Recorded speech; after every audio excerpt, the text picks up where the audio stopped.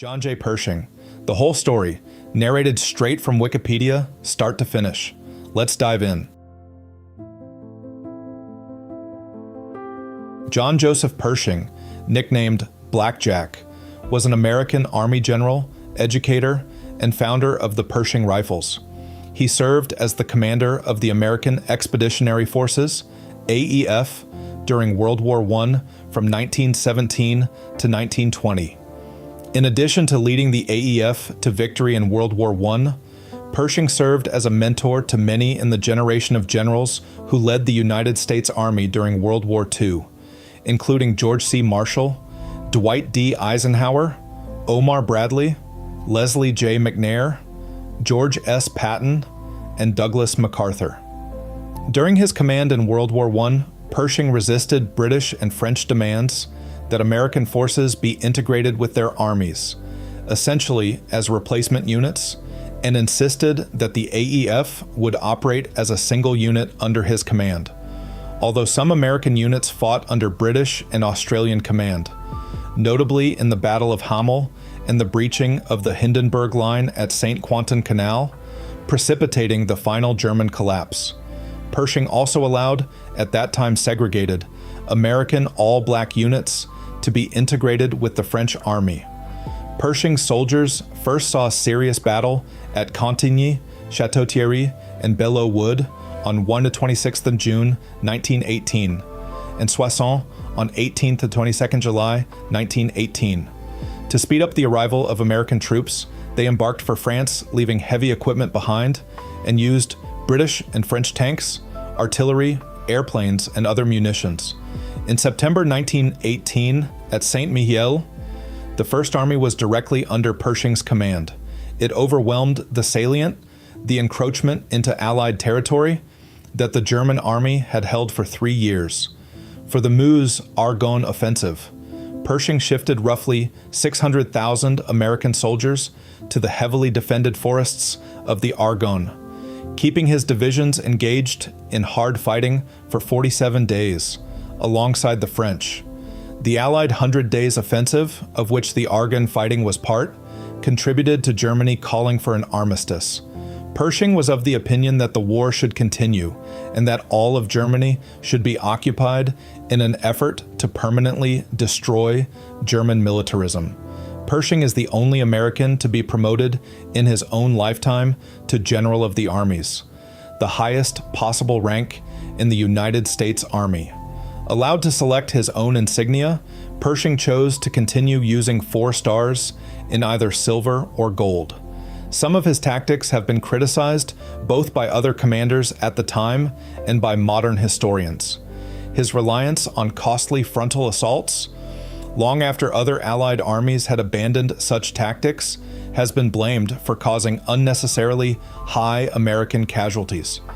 Pershing was also criticized by some historians for his actions on the day of armistice as the commander of the American Expeditionary Force. Pershing did not approve of the armistice, and despite knowing of the imminent ceasefire, he did not tell his commanders to suspend any new offensive actions or assaults in the final few hours of the war. In total, there were nearly 11,000 casualties, 3,500 American, dead, missing, or injured during 11th November, the final day of the war, which exceeded the D-Day casualty counts of 6th June 1944. Pershing maintained that he had followed the orders of his superior, Ferdinand Foch. Congress found that no one was culpable. Early life. Pershing was born on a farm near Laclede, Missouri, on 13th September 1860, the son of farmer and store owner John Fletcher Pershing and homemaker Anne Elizabeth Thompson. Pershing's great-grandfather, Frederick Forschen, immigrated from Alsace and arrived in Philadelphia in 1749. He had 5 siblings who lived to adulthood: brothers James F., 1862–1933, and Ward, 1874–1909, and sisters Mary Elizabeth, 1864–1928, Anna May, 1867–1955, and Grace, 1867–1903. 3 others died in infancy. When the Civil War began, his father supported the Union and was a sutler for the 18th Missouri Volunteer Infantry. He died on 16th in March 1906. Pershing's mother died during his initial assignment in the American West. Pershing attended a school in Laclede that was reserved for precocious students who were also the children of prominent citizens, and he later attended Laclede's one-room schoolhouse.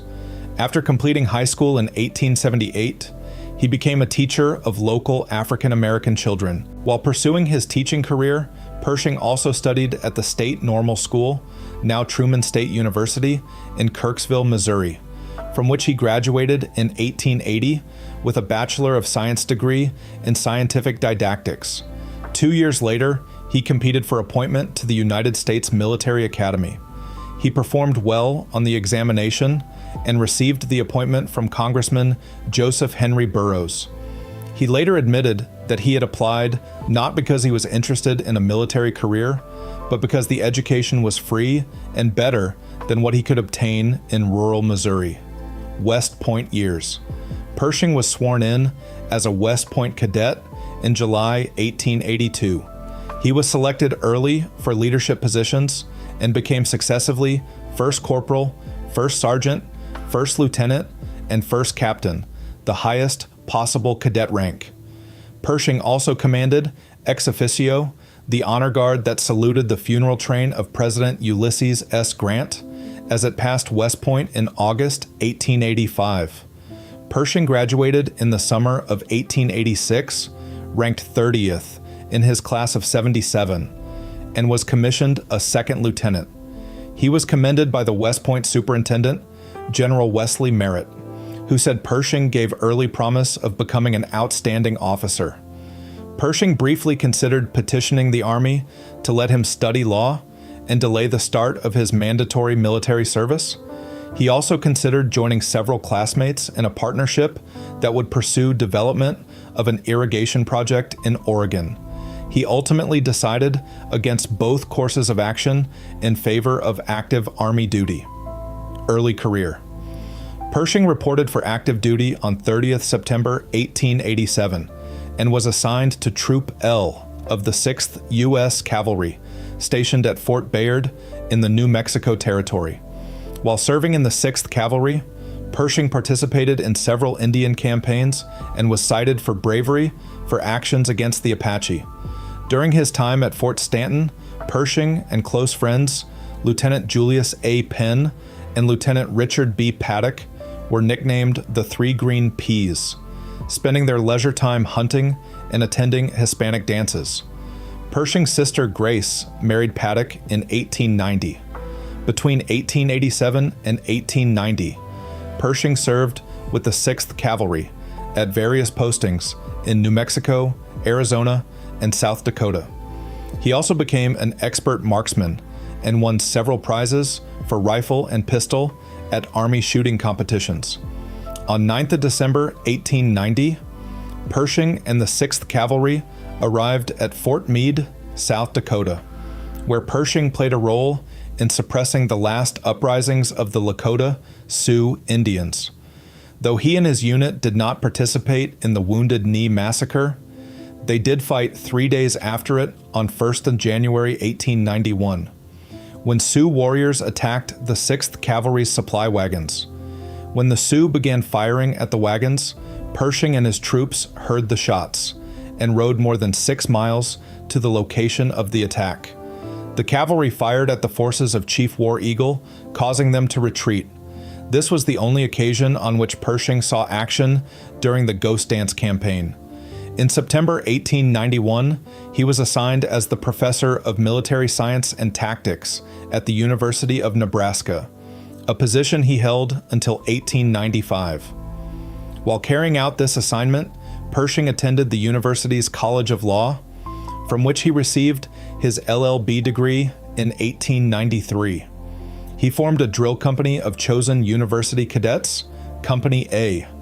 In March 1892, it won the Maiden Prize competition of the National Competitive Drills in Omaha, Nebraska.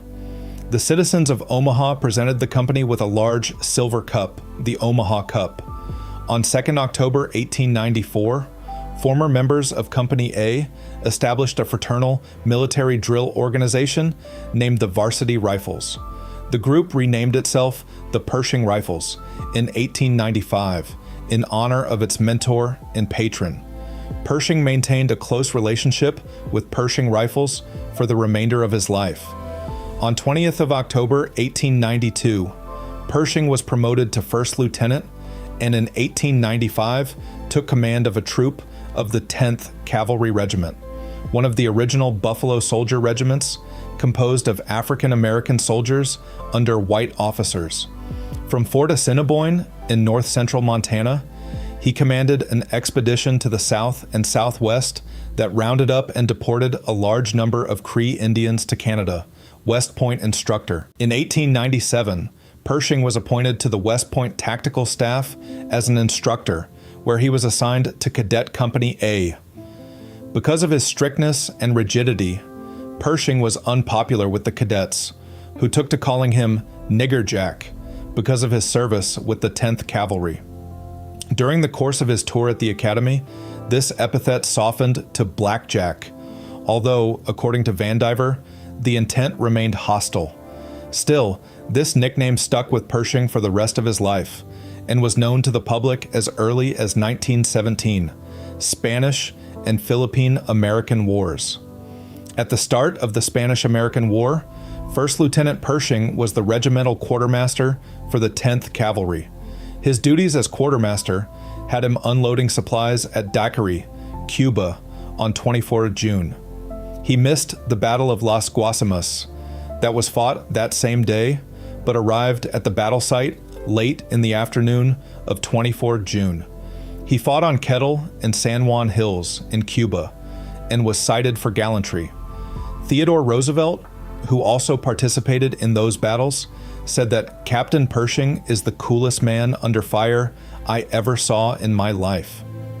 In 1919, Pershing was awarded the Silver Citation Star for these actions, and in 1932, the award was upgraded to the Silver Star decoration. A commanding officer here commented on Pershing's calm demeanor under fire, saying he was cool as a bowl of cracked ice.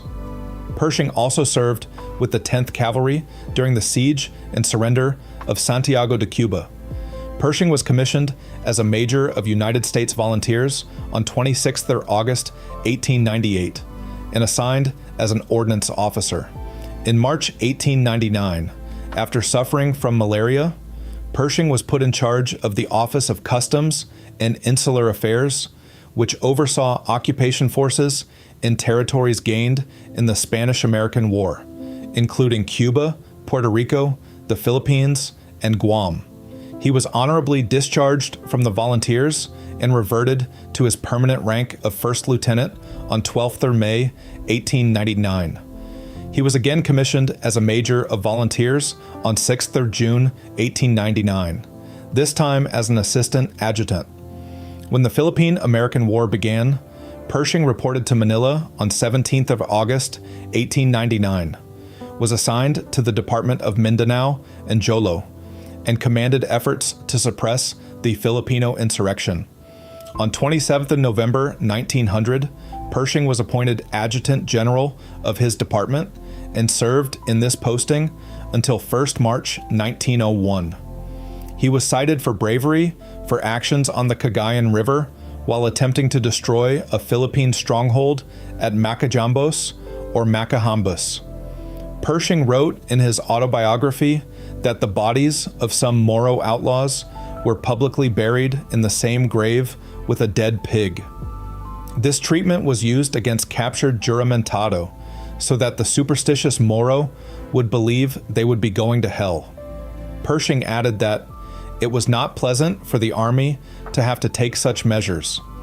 Historians do not believe that Pershing was directly involved with such incidents, or that he personally gave such orders to his subordinates. Letters and memoirs from soldiers describing events similar to this do not have credible evidence of Pershing having been personally involved. Military historian B.H. Little Hart wrote that, on the contrary, Pershing's conduct toward the Moros was notable for its unexpected sympathy, and for the fact that, Because of Pershing's conscious effort to interact with and understand them, he could negotiate with the Moros without the intervention of an interpreter. On 30th of June 1901, Pershing was honorably discharged from the volunteers, and he reverted to the rank of captain in the regular army, to which he had been promoted on 2nd February 1901. He served with the 1st Cavalry Regiment in the Philippines. He later was assigned to the 15th Cavalry Regiment, serving as an intelligence officer and participating in actions against the Moros. He was cited for bravery at Lake Lanao. In June 1901, he served as commander of Camp Vickers in Lanao, Philippines, after the previous camp commander was promoted to brigadier general, rise to general. In June 1903, Pershing was ordered to return to the United States. President Theodore Roosevelt, taken by Pershing's ability, petitioned the Army General Staff to promote Pershing to colonel. At the time, Army officer promotions were based primarily on seniority rather than merit, and although there was widespread acknowledgement that Pershing should serve as a colonel, the Army General Staff declined to change their seniority-based promotion tradition just to accommodate Pershing. They would not consider a promotion to lieutenant colonel or even major. This angered Roosevelt, but since the president could only name and promote Army officers in the general's ranks, his options for recognizing Pershing through promotion were limited. In 1904, Pershing was assigned as the Assistant Chief of Staff of the Southwest Army Division stationed at Oklahoma City, Oklahoma. In October 1904, he began attendance at the Army War College, and then was ordered to Washington, D.C. for general duties unassigned. Since Roosevelt could not yet promote Pershing, he petitioned the United States Congress to authorize a diplomatic posting, and Pershing was stationed as military attaché in Tokyo after his January 1905 War College graduation. Also in 1905, Pershing married Helen Frances Warren, the daughter of powerful U.S. Senator Francis E. Warren, a Wyoming Republican who served at different times as chairman of the Military Affairs and Appropriations Committees. This union with the daughter of a powerful politician who had also received the Medal of Honor during the American Civil War continued to aid Pershing's career even after his wife died in 1915. After serving as an observer in the Russo-Japanese War attached to General Kuroki Tamamoto's Japanese First Army in Manchuria, from March to September, Pershing returned to the United States in the fall of 1905. President Roosevelt employed his presidential prerogative and nominated Pershing as a brigadier general, a move of which Congress approved. In skipping 3 ranks and more than 835 officers senior to him, the promotion gave rise to accusations that Pershing's appointment was the result of political connections and not military abilities. However, several other junior officers were similarly advanced to brigadier general ahead of their peers and seniors, including Albert L. Mills, captain, Tasker H. Bliss, major, and Leonard Wood, captain. Pershing's promotion, while unusual, was not unprecedented, and had the support of many soldiers who admired his abilities. In 1908, Pershing briefly served as a U.S. military observer in the Balkans, an assignment which was based in Paris. Upon returning to the United States at the end of 1909, Pershing was assigned once again to the Philippines, an assignment in which he served until 1913. While in the Philippines, he served as commander of Fort McKinley, near Manila, and also was the governor of the Moro province. The last of Pershing's 4 children was born in the Philippines, and during this time, he became an Episcopalian. In 1913, Pershing was recommended for the Medal of Honor, following his actions at the Battle of Bud Bagsak. He wrote to the Adjutant General to request that the recommendation not be acted on, though the board which considered the recommendation had already voted no before receiving Pershing's letter. In 1922, a further review of this event resulted in Pershing being recommended for the Distinguished Service Cross, but as the Army Chief of Staff, Pershing disapproved the action. In 1940, Pershing received the Distinguished Service Cross for his heroism at Bud Bagsak, with President Franklin D. Roosevelt presenting it in a ceremony timed to coincide with Pershing's 80th birthday. During this period, Pershing's reputation for both stern discipline and effective leadership continued to grow, with one experienced old soldier under his command later saying Pershing was an SOB and that he hated Pershing's guts, but that as a soldier, the ones then and the ones now couldn't polish his Pershing's boots. Pancho Villa in Mexico. On 20th of December 1913, Pershing received orders to take command of the 8th Brigade at the Presidio in San Francisco. With tensions running high on the border between the United States and Mexico because of the Mexican Revolution, the brigade was deployed to Fort Bliss, Texas, on 24th of April 1914, arriving there on the 27th. Death of wife, Frances, and daughters. After a year at Fort Bliss, Pershing decided to take his family there. The arrangements were almost complete when on the morning of 27th of August 1915, he received a telegram informing him of a house fire at the Presidio in San Francisco, where a lacquered floor ignited. The flames rapidly spread, resulting in the smoke inhalation deaths of his wife, Frances Warren Pershing, and 3 young daughters, Mary Margaret, age 3, Anne Orr, age 7, and Helen, age 8. Only his 6-year-old son, Warren, survived.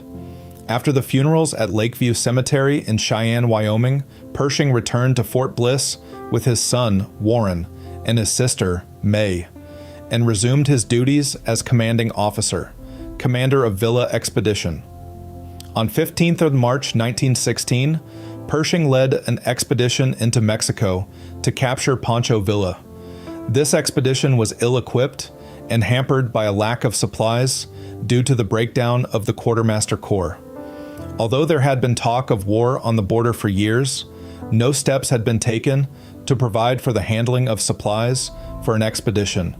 Despite this and other hindrances, such as the lack of aid from the former Mexican government and their refusal to allow American troops to transport troops and supplies over their railroads, Pershing organized and commanded the Mexican Punitive Expedition, a combined armed force of 10,000 men that penetrated 350 miles, 560 kilometers, into chaotic Mexico. They routed Villa's revolutionaries, but failed to capture him. World War I. At the start of the United States' involvement in World War I, President Woodrow Wilson considered mobilizing an army to join the fight. Frederick Funston, Pershing's superior in Mexico, was being considered for the top billet as the commander of the American Expeditionary Forces, AEF, when he died suddenly from a heart attack on 19th of February 1917. Pershing was the most likely candidate other than Funston, and following America's entrance into the war in May, Wilson briefly interviewed Pershing and then selected him for the command. He was officially installed in the position on 10th May 1917 and held the post until 1918.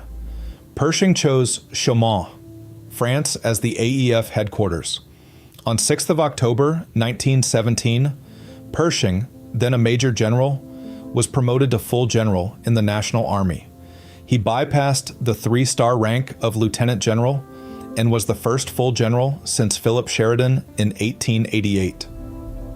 As AEF commander, Pershing was responsible for the organization, training, and supply of a combined professional and draft Army and National Guard force that eventually grew from 27,000 inexperienced men to 2 field armies, with a third forming as the war ended, totaling over 2 million soldiers.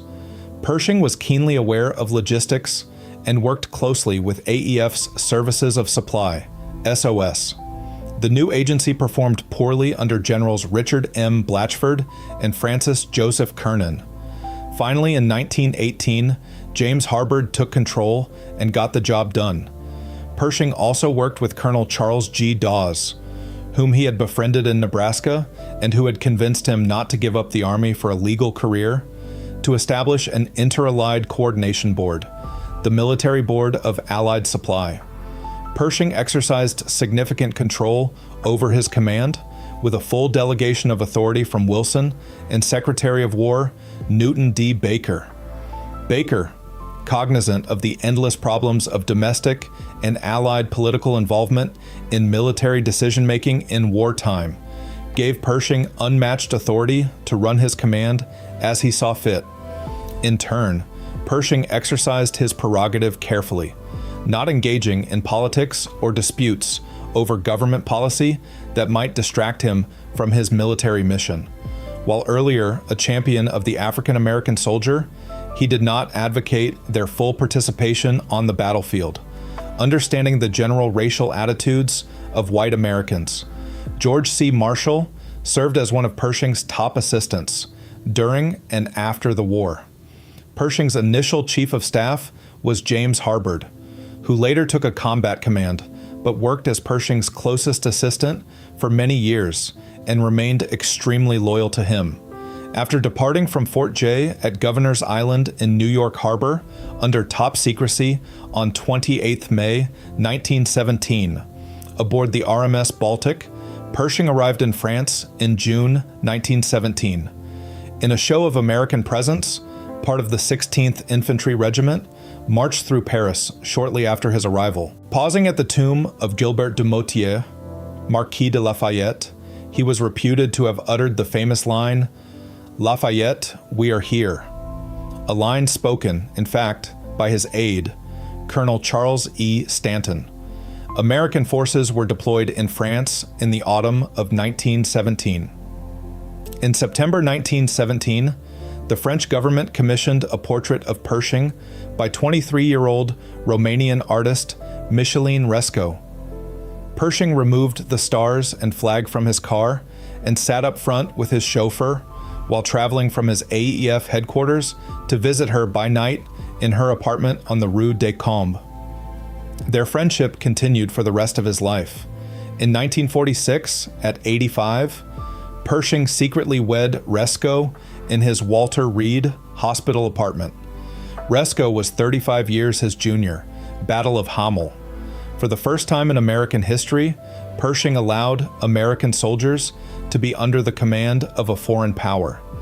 In late June, General Sir Henry Rawlinson, commanding the British Fourth Army, suggested to Australian Lieutenant General John Monash that American involvement in a set-piece attack alongside the experienced Australians in the upcoming Battle of Hamel would both give the American troops experience and also strengthen the Australian battalions by an additional company each.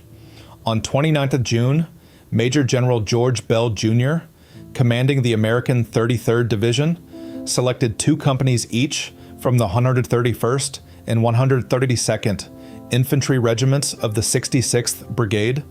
Monash had been promised 10 companies of American troops, and on $30 of June, the remaining companies of the 1st and 2nd Battalions of the 131st Regiment were sent. Each American platoon was attached to a 1st Australian Imperial Force Company, but there was difficulty in integrating the American platoons, which numbered 60 men, among the Australian companies of 100 men. This difficulty was overcome by reducing the size of each American platoon by 1/5 and sending the troops thus removed, which numbered 50 officers and men, back to battalion reinforcement camps. The day before the attack was scheduled to commence, Pershing learned of the plan and ordered the withdrawal of 6 American companies. While a few Americans, such as those attached to the 42nd Battalion, disobeyed the order, the majority, although disappointed, moved back to the rear. This meant that battalions had to rearrange their attack formations and caused a serious reduction in the size of the Allied force. For example, the 11th Brigade was now attacking with 1,200 men instead of 3,000.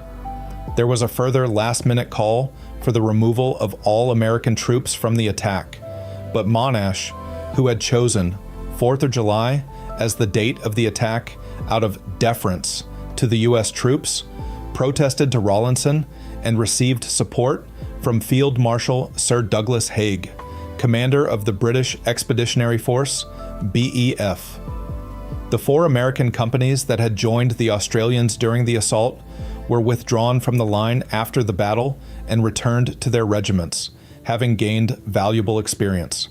Monash sent the 33rd Division's commander, Bell, his personal thanks, praising the Americans' gallantry, while Pershing set out explicit instructions to ensure that U.S. troops would not be employed in a similar manner again, except as described below.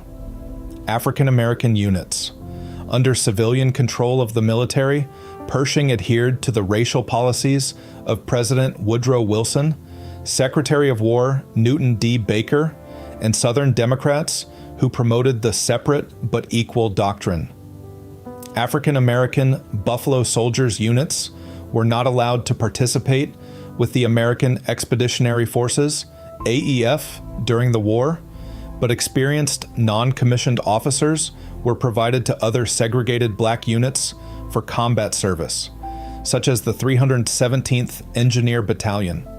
The American Buffalo Soldiers of the 92nd and 93rd Infantry Divisions were the first American soldiers to fight in France in 1918, but they did so under French command as Pershing had detached them from the AEF to get them into action.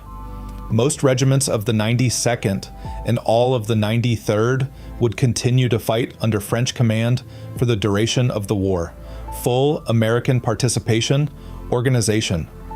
When General Pershing met General Patton at Compiègne at 10:45 p.m. on the evening of 25th of March, 1918, Patton told him he had few reserves left to stop the German spring offensive on the Western Front. In response, Pershing said he would waive the idea of forming a separate American R Corps and put all available American divisions at Pétain's disposal. The message was repeated to General Foch on 28th of March, after Foch assumed command of all Allied armies. Most of these divisions were sent south to relieve French divisions, which were transported to the fight in Flanders. By early 1918, entire divisions were beginning to serve on the front lines alongside French troops. Although Pershing desired that the AEF fight as units under American command, rather than being split up by battalions to augment British and French regiments and brigades, the 27th and 30th Divisions, grouped under these two corps command, were loaned during the desperate days of spring 1918 and fought with the British Fourth Army under General Rawlinson until the end of the war, taking part in the breach of the Hindenburg Line in October. By May 1918, Pershing had become discontented with air service of the American Expeditionary Force, believing staff planning had been inefficient with considerable internal dissension, as well as conflict between its members and those of Pershing's general staff. Further, aircraft and unit totals lagged far behind those expected. Pershing appointed his former West Point classmate and non-aviator, Major General Mason Patrick, as the new Chief of Air Service. Considerable house cleaning of the existing staff resulted from Patrick's appointment, bringing in experienced staff officers to administrate, and tightening up lines of communication. In October 1918, Pershing saw the need for a dedicated military police corps, and the first U.S. Army MP school was established at Audun, France.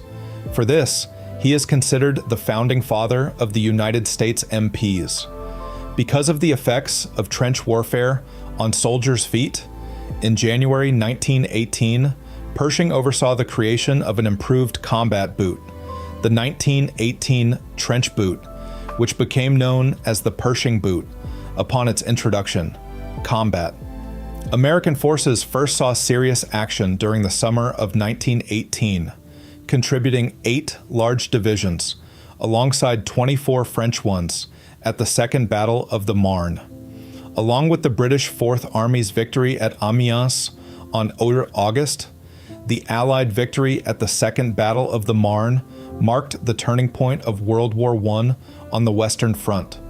In August 1918, the U.S. First Army had been formed, first under Pershing's direct command, while still in command of the AEF, and then by Lieutenant General Hunter Liggett, when the U.S. Second Army under Lieutenant General Robert Bullard was created in mid-October. After a relatively quick victory at Saint-Mihiel, east of Verdun, some of the more bullish AEF commanders had hoped to push on eastwards to Metz, but this did not fit in with the plans of the Allied Supreme Commander, Marshal Ferdinand Foch, for 3 simultaneous offensives into the bulge of the Western Front, the other 2 being the French Fourth Army's breach of the Hindenburg Line and an Anglo-Belgian offensive, led by General Sir Herbert Plumer's British Second Army in Flanders.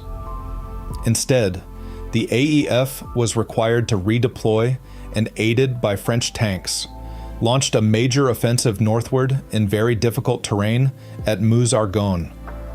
Initially enjoying numerical odds of 8-1, this offensive eventually engaged 35 or 40 of the 190 or so German divisions on the Western Front, although to put this in perspective, around half the German divisions were engaged on the British Expeditionary Force, BEF, sector at the time. The offensive was marked by a Pershing failure, specifically his reliance on massed infantry attacks with little artillery support led to high casualty rates in the capturing of 3 key points. This was despite the AEF facing only second-line German troops after the decision by Erich Ludendorff, the German Chief of Staff, to withdraw to the Hindenburg Line on 30 October, and in notable contrast to the simultaneous British breakthrough of the Hindenburg Line in the north.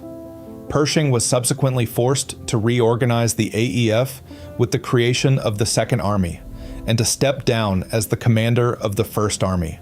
When he arrived in Europe, Pershing had openly scorned the slow trench warfare of the previous 3 years on the Western Front, believing that American soldiers' skill with the rifle would enable them to avoid costly and senseless fighting over a small area of no man's land. This was regarded as unrealistic by British and French commanders, and privately by a number of Americans such as the former Army Chief of Staff, General Tasker Bliss, and even Liggett. Even German generals were negative, with Erich Ludendorff dismissing Pershing's strategic efforts in the Meuse-Argonne offensive by recalling how the attacks of the youthful American troops broke down with the heaviest losses. The AEF had performed well in the relatively open warfare of the Second Battle of the Marne, but the eventual American casualties against German defensive positions in the Argonne, roughly 120,000 American casualties in 6 weeks against 35 or 40 German divisions, were not noticeably better than those of the Franco-British offensive on the Somme 2 years earlier. 600,000 casualties in 4.5 months versus 50 or so German divisions. More ground was gained, but by this stage of the war, the German army was in worse shape than in previous years. Some writers have speculated that Pershing's frustration at the slow progress through the Argonne was the cause of 2 incidents which then ensued. First, he ordered the U.S. First Army to take the honor of recapturing Sedan, site of the French defeat in 1870.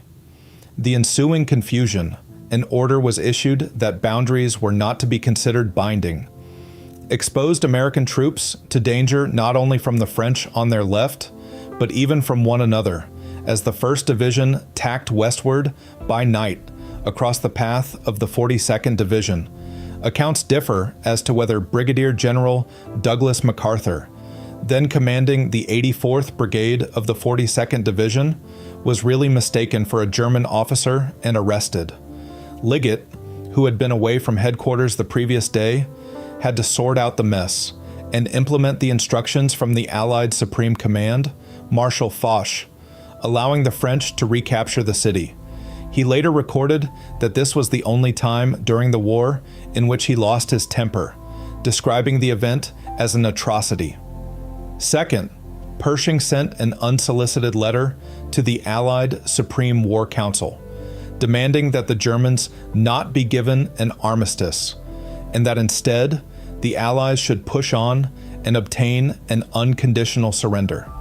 Although in later years, many, including President Franklin D. Roosevelt, felt that Pershing had been correct. At the time, this was a breach of political authority. Pershing narrowly escaped a serious reprimand from Wilson's aide, Colonel Edward M. House, and later apologized.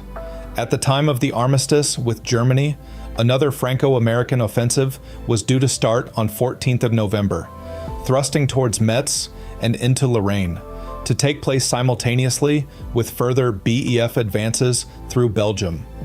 In his memoirs, Pershing claimed that the American breakout from the Argonne at the start of November was the decisive event leading to the German acceptance of an armistice, because it made untenable the Antwerp-Meuse line.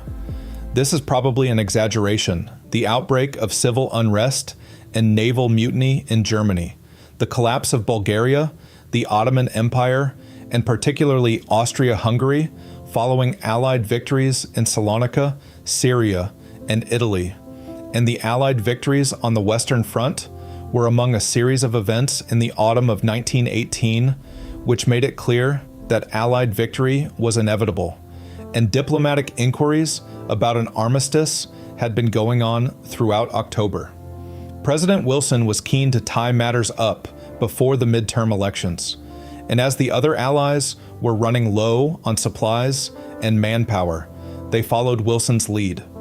American successes were largely credited to Pershing, and he became the most celebrated American leader of the war. MacArthur, however, saw Pershing as a desk soldier, and the relationship between the two men deteriorated by the end of the war. Similar criticism of senior commanders by the younger generation of officers, the future generals of World War II, was made in the British and other armies. But, in Pershing's defense, although it was not uncommon for brigade commanders to serve near the front and even be killed, the state of communications in World War I made it more practical for senior generals to command from the rear. He controversially ordered the 1st and 2nd Armies to continue fighting before the signed armistice took effect. This resulted in 3,500 American casualties on the last day of the war, an act which was regarded as murder by a few officers under his command. Pershing doubted the Germans' good faith, and most of his contemporaries took the view he expressed to the House Committee on Military Affairs in his testimony on 5th of November 1919.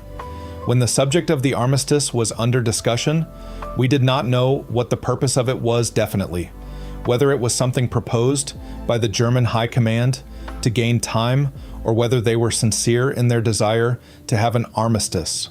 And the mere discussion of an armistice would not be sufficient grounds for any judicious commander to relax his military activities.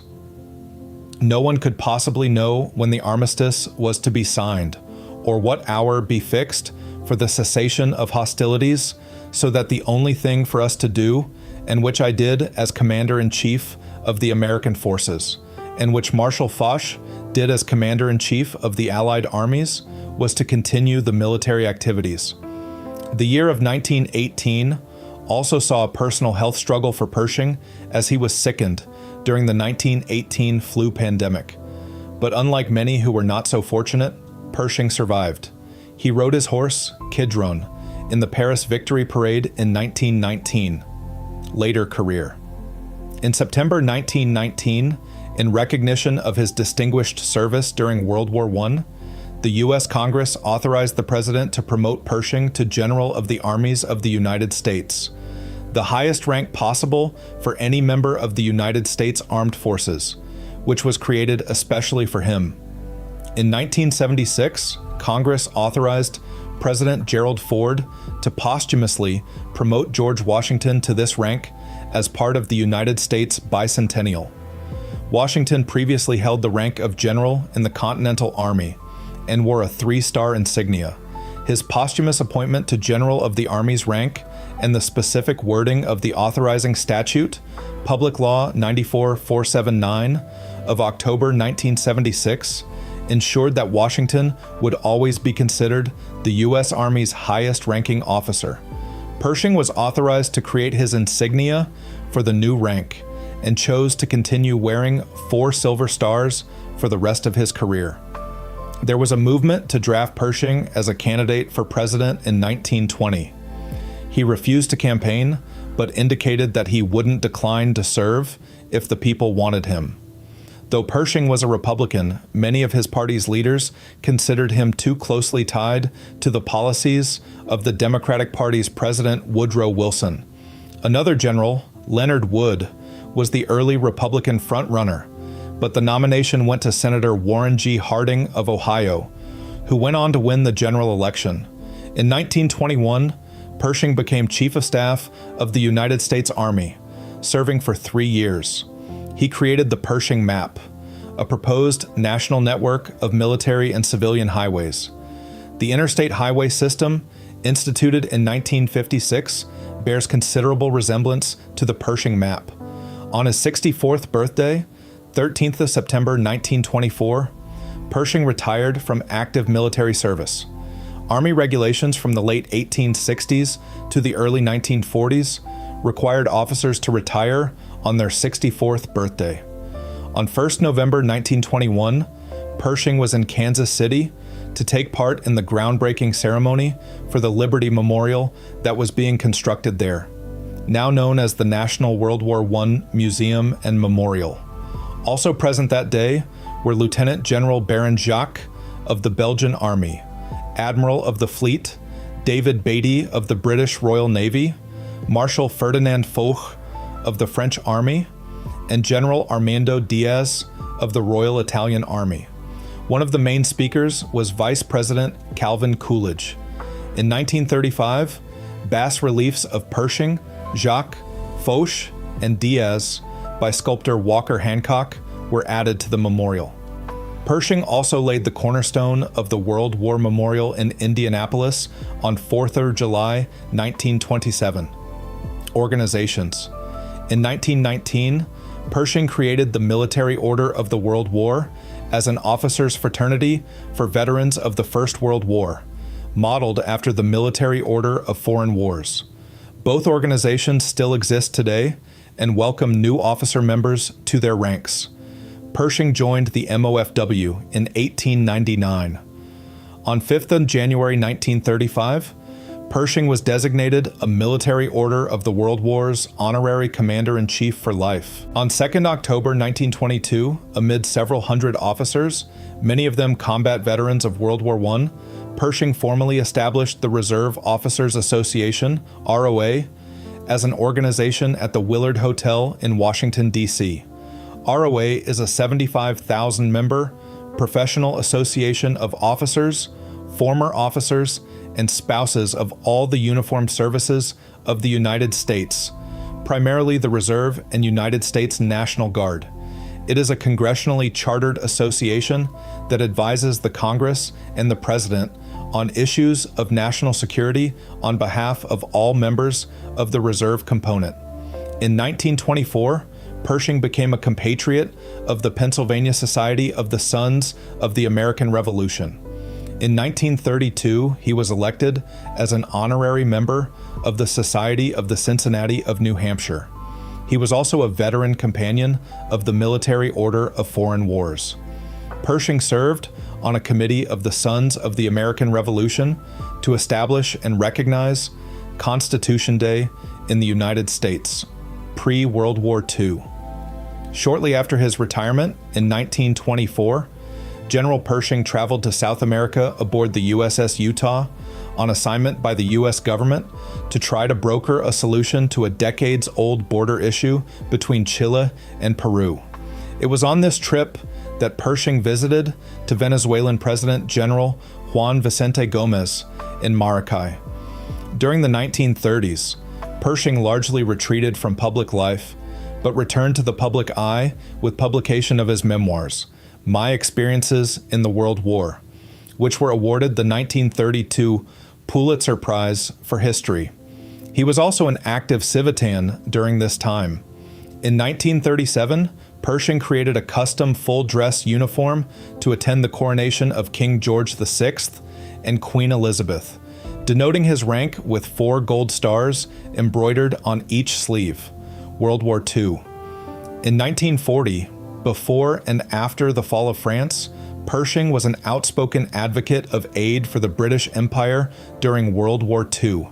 In August 1940, he publicly supported the Destroyers for Bases Agreement, whereby the United States sold 50 warships from World War I to the UK in exchange for lengthy leases of land on British possessions for the establishment for military bases. In 1944, with Congress's creation of the 5-star rank of General of the Army, Pershing was still considered to be the highest-ranking officer of the United States military, as his rank was General of the Armies. In 1799, Congress created for George Washington the rank of General of the Armies. General Ulysses S.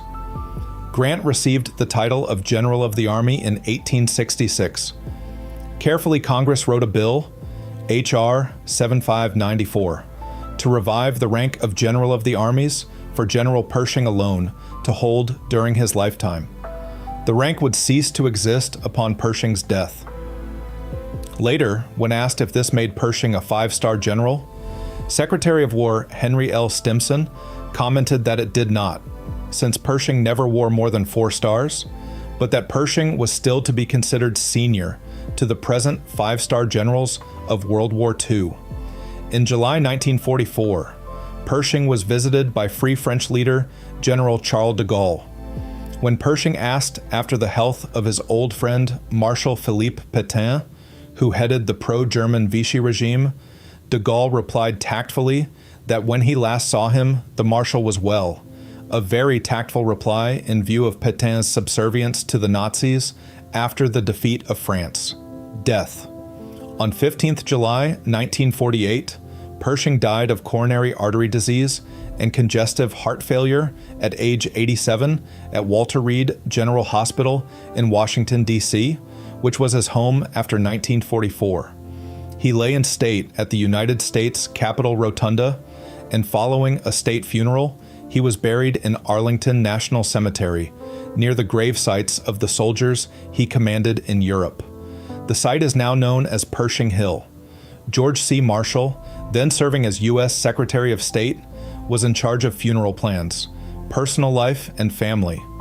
Pershing was a Freemason, a member of Lincoln Lodge No. 19, Lincoln, Nebraska. Francis Pershing, son. Colonel Francis Warren Pershing, 1909-1980. Pershing's son, served in the Second World War as an advisor to the Army Chief of Staff, General George C. Marshall. After the war, he continued with his financial career and founded a stock brokerage firm, Pershing and Company.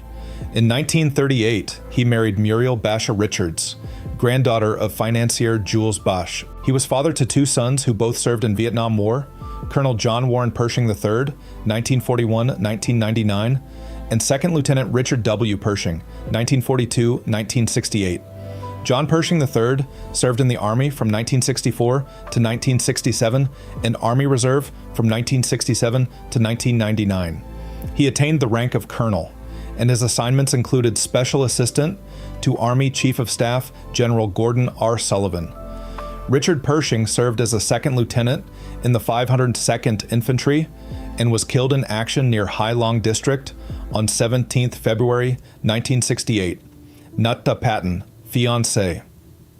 In 1917, 2 years after the deaths of his wife Helen and 3 daughters, Pershing courted Anne Wilson, Nita Patton, the younger sister of his protege, George S. Patton.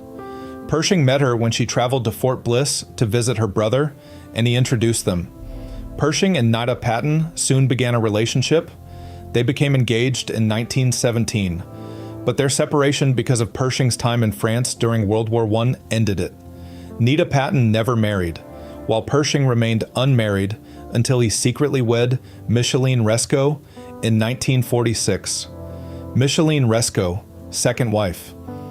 Pershing had wartime affairs, including one with French-Romanian artist Micheline Resco, 1894-1968, and he later expressed regret that he had let Nita Patton get away.